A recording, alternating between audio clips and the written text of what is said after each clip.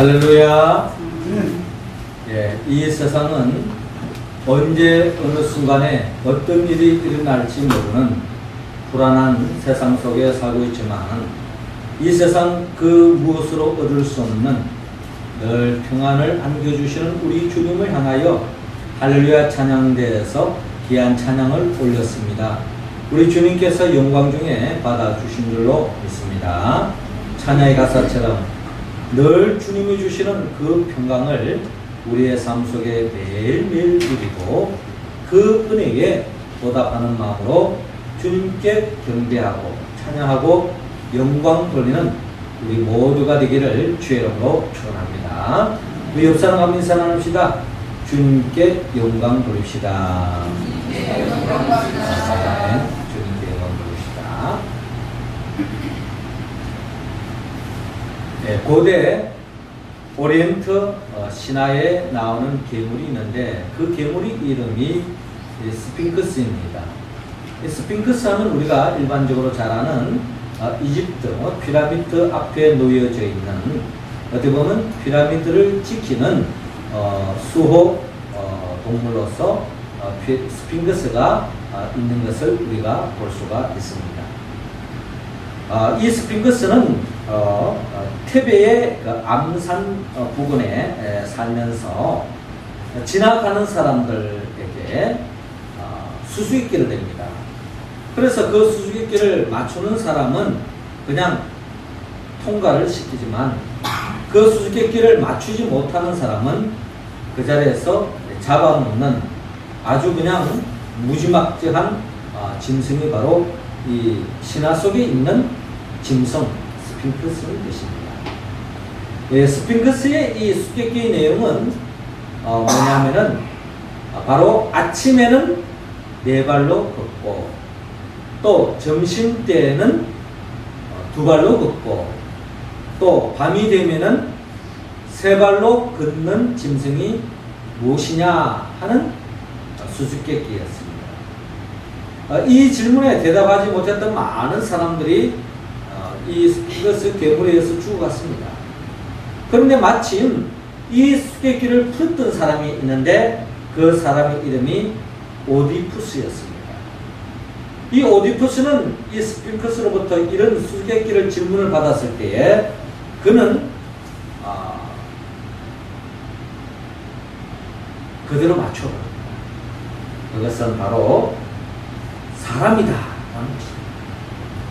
아침에는 네 발을 걷고 그리고 점심 때는 두 발을 걷고 그리고 해가 지는 황혼에는 세 발로 걷는 것은 세 발로 걷는 짐승은 바로 사람이다 라고 이야기한 바가 있습니다.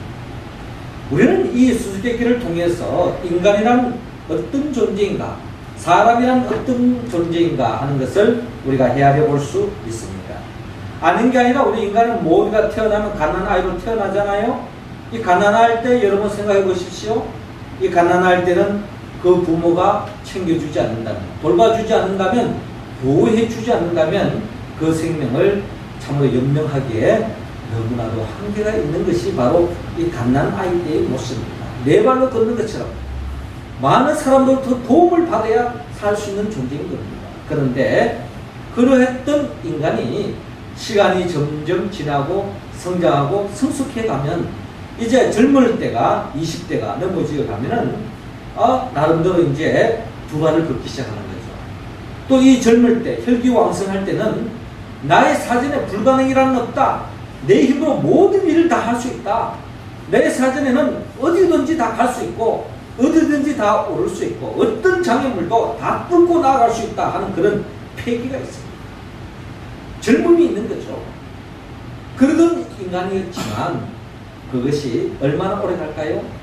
어느 순간이 되어지면 어느덧 머리에 흰머리가 하나씩 둘씩 생겨지기 시작하고 몸이 예전 같지가 않습니다.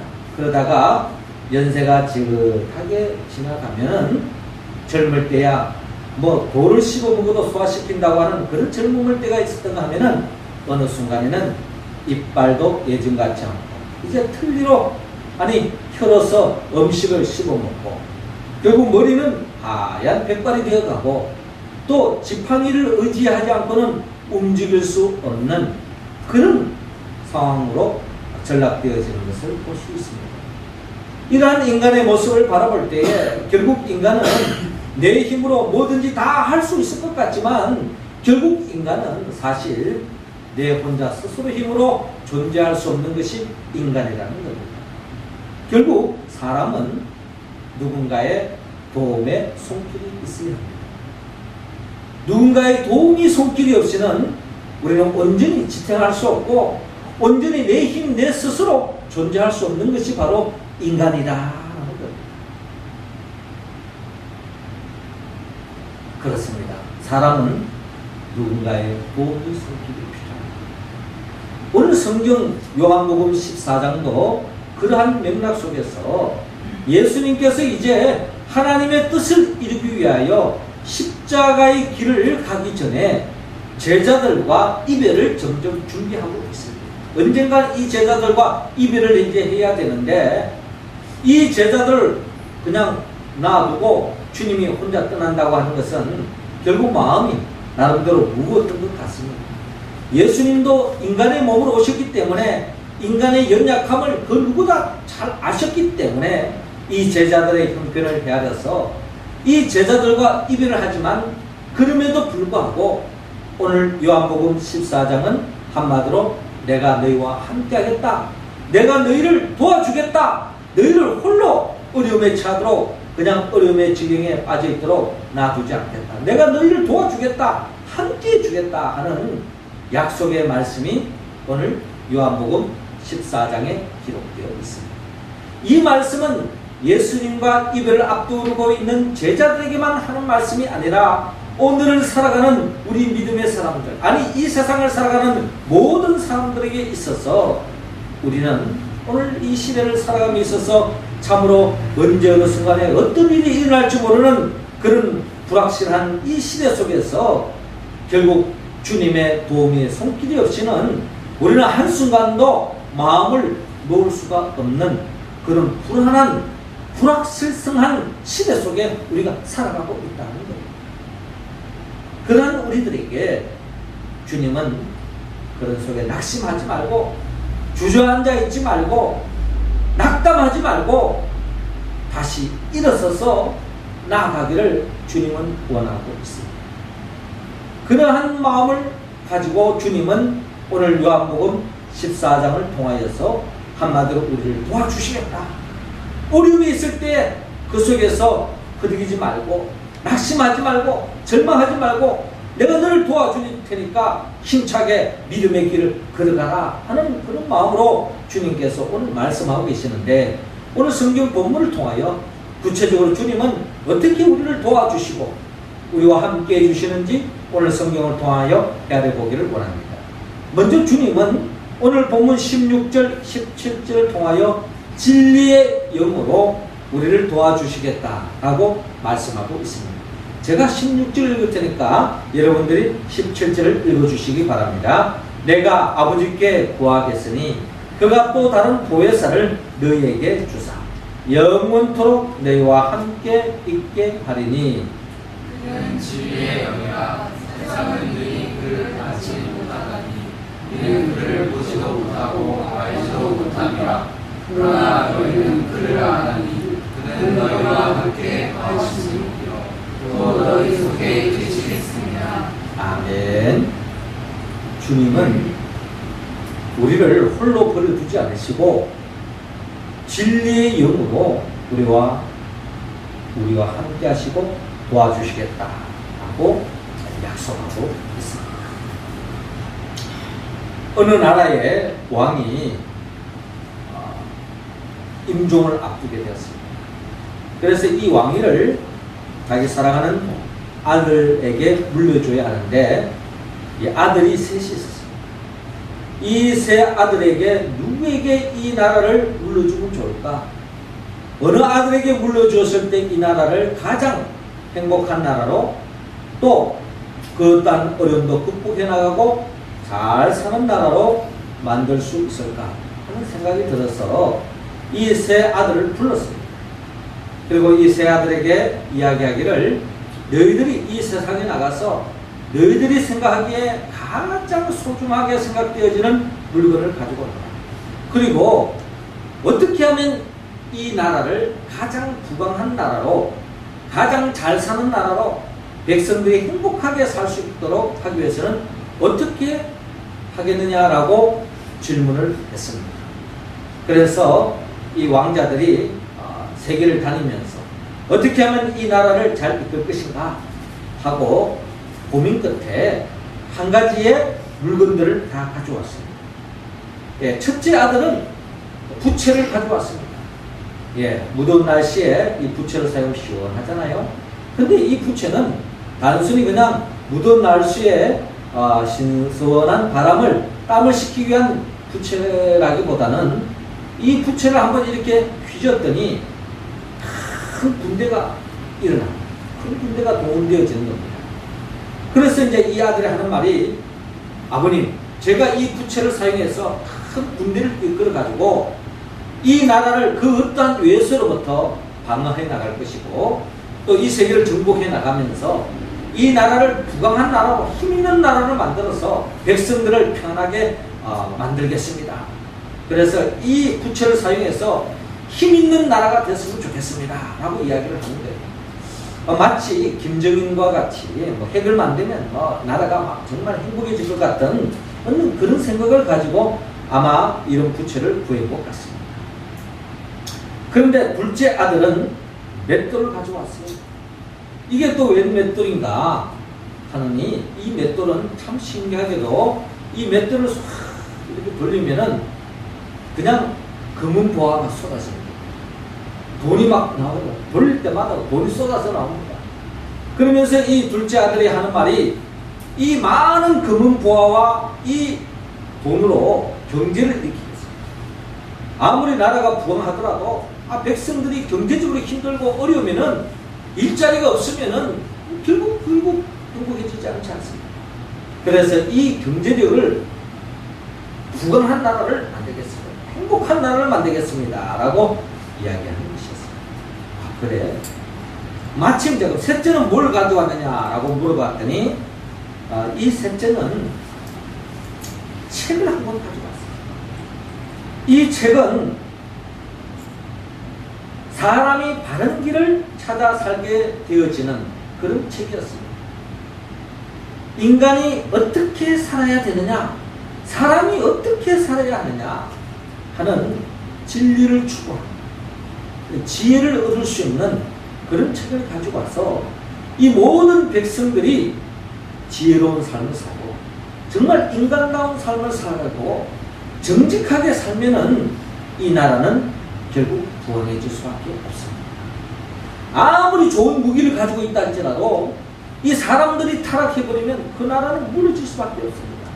아무리 경제력이 뛰어나다 할지라도 이 사람들이 타락해버리면 이 나라는 또 멸망할 수밖에 없습니다. 그러니 군사력도 중요하고 경제력도 중요하지만 사람이 먼저 바로 세워져야 결국에는 이 나라가 결국에는 사람들에 의해서 강력한 군사력도 가질 수 있고 경제력도 일으킬 수 있고 그러니 사람을 바로 세우는 이 책이야말로 가장 중요하다고 생각해서 이 책을 가지고 왔습니다.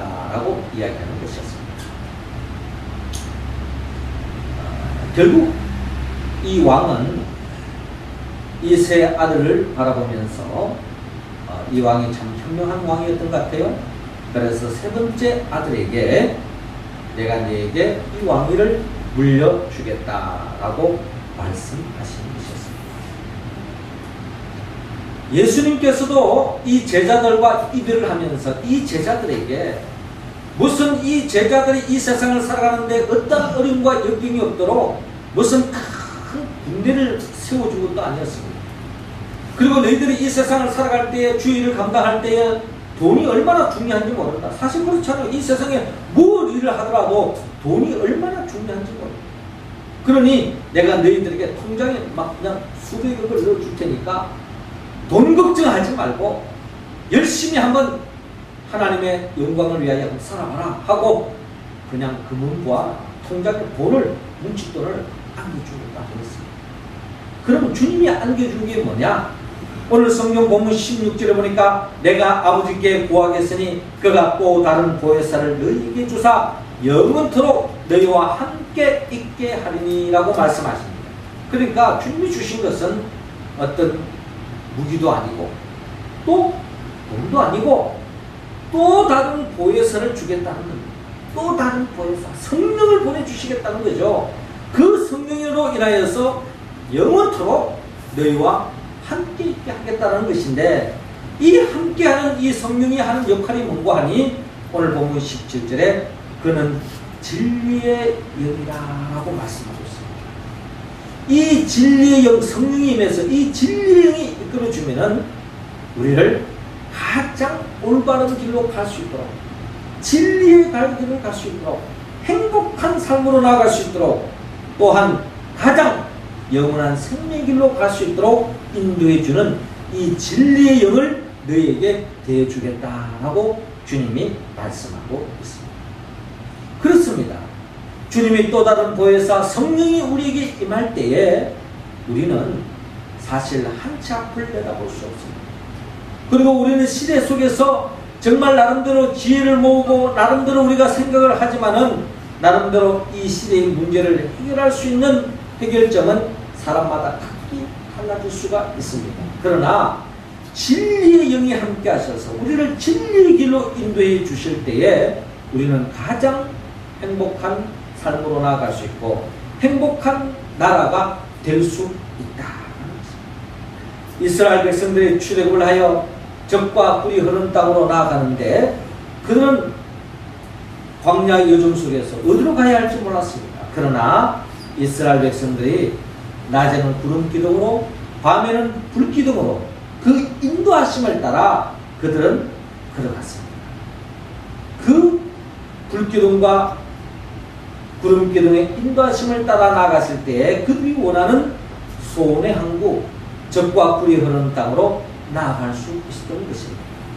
진리의 영이 함께 하지 않았더라면 아마 그들은 잘못된 길로 가서 멸망길로 갔을지도 모릅니다. 이와 같이 성령님이 진리의 영이 우리 교회를 인도할 때에 우리는 가장 행복한 교회로 나아갈 수 있습니다. 교회뿐만 아닙니다. 특별히 이 나라와 민족 6월은 특별히 나라의 절기 아닙니까? 5월이 가정의 달이라면 6월은 나라의 달입니다. 이 나라와 이 민족이 어디로 가야 할 것인가?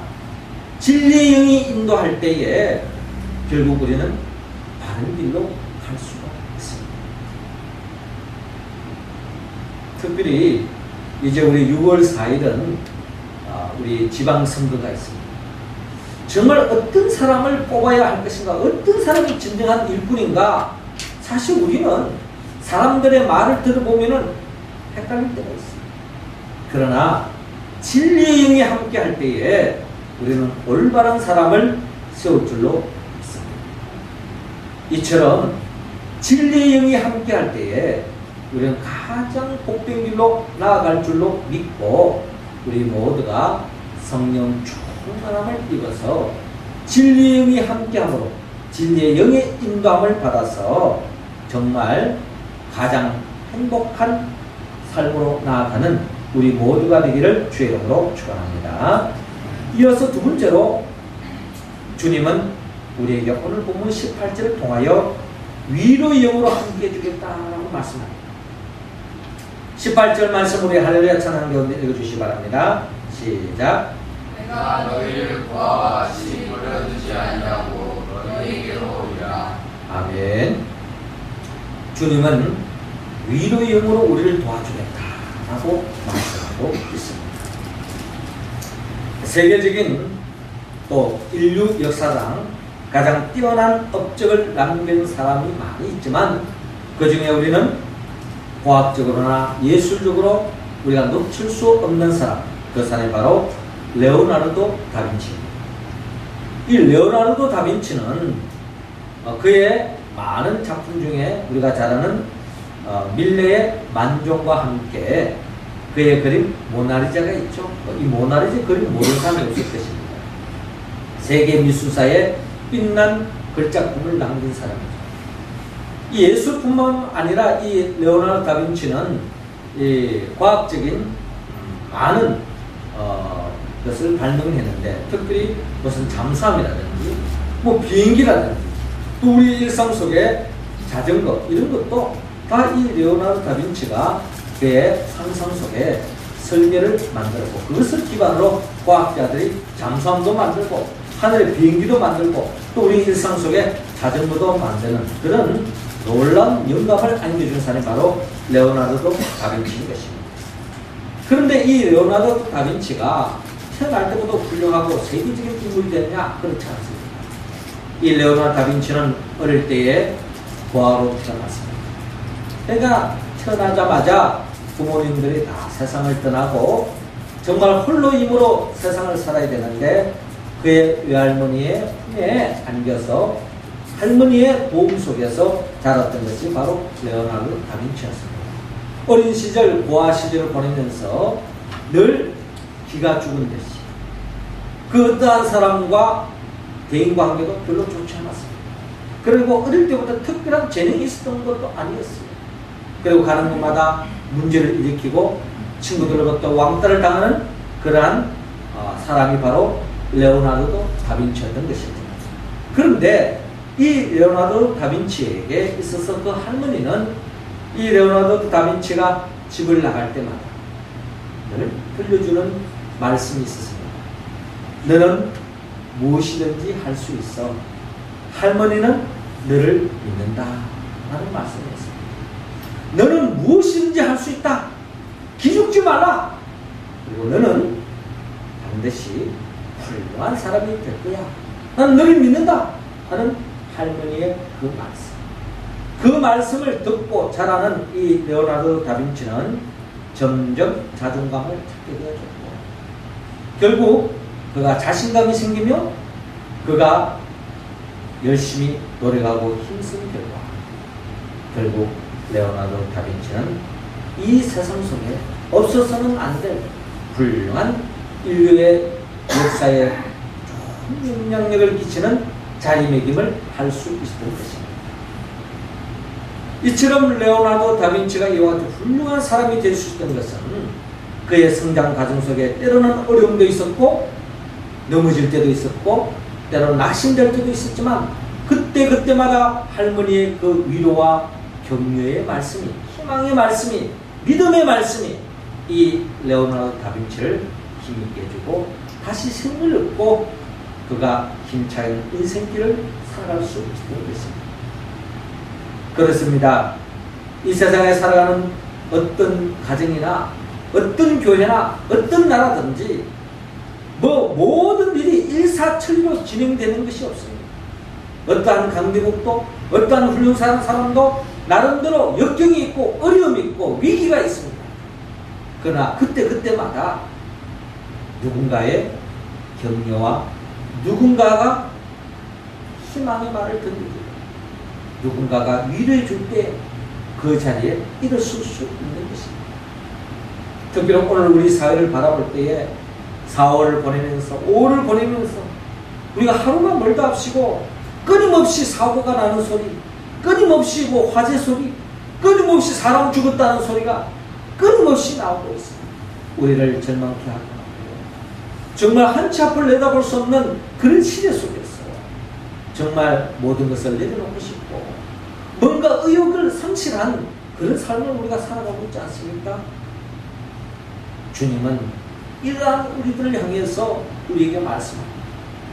부활하신 주님께서 제자들에게 찾아오셔서 너희들이 왜 나를 배반했느냐, 너희들이 왜 나를 부인했느냐 따지지 않으시고 너희에게 평안이 있을지어다, 너희에게 성령을 주노라 라고 말씀하신 것이 바로 우리 주님이었습니다.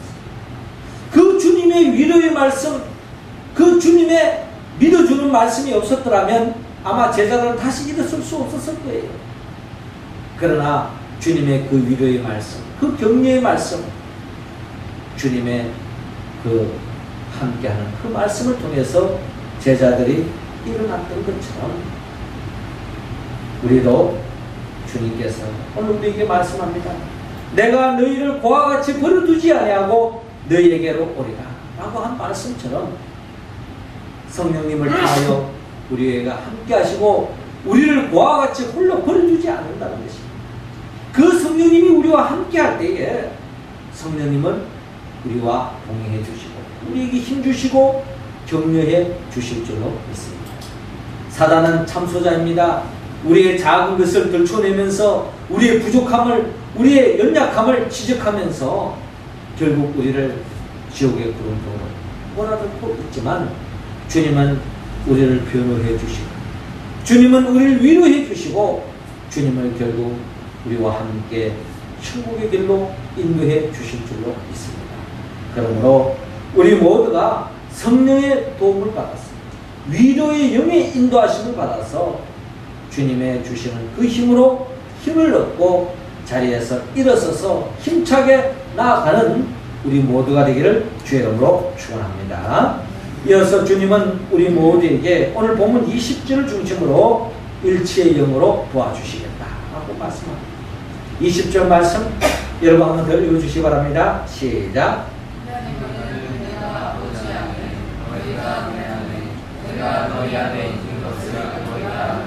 아멘. 주님은 우리에게 일치의 영으로 도와주시겠다라고 말씀하고 있습니다. 어느 가정에 아버님이 세상을 임종할 때가 다가왔습니다. 그런데 그 자녀들을 바라보면 어릴 때부터는 늘 싸우는 겁니다. 서로 잘났다고, 서로 누가 뭐 이거 못했다고 하면서 서로 싸우고 서로 힐책하고 서로 다투고 아버지의 마음이 말할 수 없는 아픔이 있었습니다. 이제 임종 때가 되어져서 이 아버님이 마당에 가서 쌀이 빗자루를 가져옵니다. 그래서 쌀의 나무 다발을 풀었습니다. 그리고 하나씩 안겨주면서 이것을 한번 부러뜨려 봐라. 첫째부터 막내까지 다 부러뜨렸습니다. 그리고 난 이제 다시 그 쌀의 나무를 뭉쳤습니다. 그리고 너희들 이걸 또 한번 부러뜨려 봐라. 다 첫째부터 막내까지 힘을 써봤지만 그 누구도 부러뜨릴 수 없었습니다. 그러면서 아버님이 말합니다. 아들들아, 너희들이 이 하나하나는 부러뜨릴 수 있지만 이들이 모여진 이 다발은 부러뜨릴 수 없는 것처럼 내가 이제 이 세상을 떠날 때가 됐는데 너희들 한 사람 한 사람이 이 험난한 세상을 이기기에는 너무나도 부족하지만 너희들이 힘을 모을 때에 어떠한 어려움도 이겨나갈 수 있다. 너희들이 서로 사랑하고 한마음 한뜻이 되어서 이 세상을 이겨나가라 하면서 유언을 남겼다고 합니다. 그 후로 이 형제들의 힘을 모아서 아버지가 세상을 떠났지만 그들은 힘을 모아서 어려움을 이겨내고 행복한 삶을 살았다고 하는 이야기가 있습니다. 여러분, 교회도 마찬가지입니다. 서로서로가 마음이 나누어지고 흩어지면 마귀의 밥이 될 수밖에 없습니다. 이 나라와 민족도 마찬가지입니다. 서로 나누어지고 서로서로 헐뜯고 서로서로 험담하고 서로서로 분열되어지면 결국 이 나라와 민족은 역사 속에서 끊임없이 외세의 억압 속에, 외세의 약탈 속에, 전쟁 속에 끊임없는 분열의 역사, 불행의 역사가 그칠 수가 없다는 겁니다. 그러므로 주님은 우리가 하나가 되어져야 하는데 우리가 하나 될 수 있는 것은 성령이 함께 할 때에 우리는 온전히 하나가 될 수 있습니다. 그날에 내가 아버지 안에 너희가 내 안에 내가 너희 안에 있는 것을 너희가 알리라. 성령님이 함께하면 우리는 하나가 될 수 있다는 겁니다. 그렇게 우리가 하나가 되어서 주님과 같은 말, 주님과 같은 마음, 주님과 같은 뜻, 주님과 같은 열매를 맺을 때에 우리 교회는 가장 건강한 교회가 될 수 있고 이 나라와 민족도 성령이 함께할 때에 가장 건강하고 행복한 나라로 변화되어질 줄로 믿습니다.